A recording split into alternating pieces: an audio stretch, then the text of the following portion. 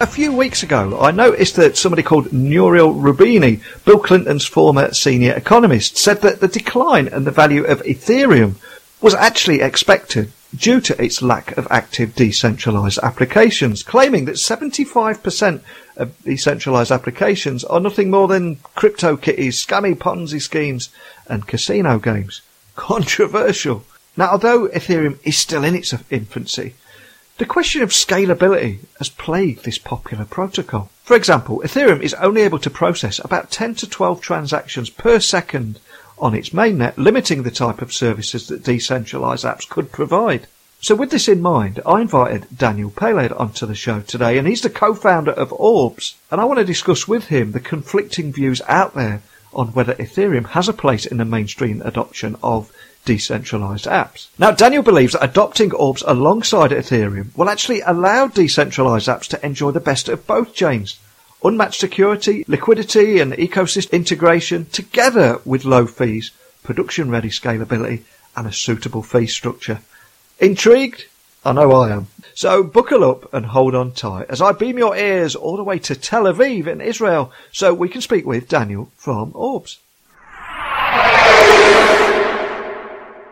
So a massive warm welcome to the show, Daniel. Can you tell the listeners a little about who you are and what you do?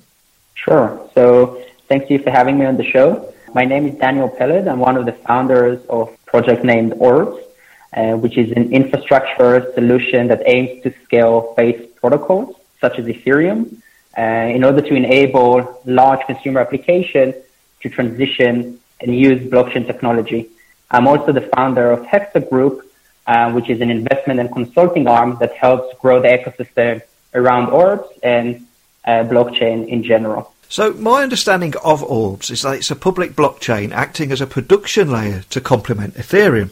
But just for anyone listening that are hearing about you guys for the first time, can you just set the scene a little and tell me more about what it is and what problems you solve? Sure. So I think what could be interesting for the listeners is actually the journey that we've gone before starting the Orbs project, and I think that will give a good context to what we're doing and why we're doing it.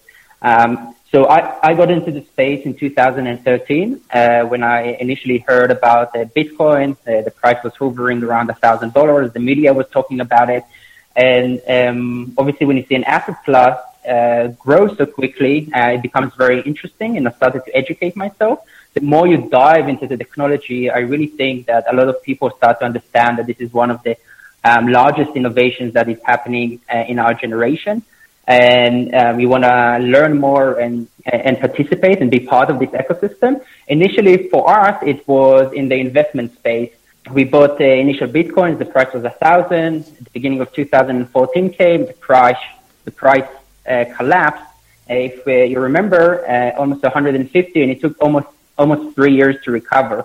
But where we saw the opportunity was really around ICOs and token sales. It wasn't called that at the time, but that's essentially what started happening in the end of 2013. The initial token sale was a Mastercoin, and that aimed to build a second layer on top of Bitcoin. Vitalik, I remember, came to Israel to see if he can build that second layer on top of Mastercoin, on top of Bitcoin. Then he realized Bitcoin was not designed so much to have that second layer, and he went to start the Ethereum, and we know how that developed. But that was very interesting from an investment perspective because two reasons. One, we saw a lot of innovation happening in this new project.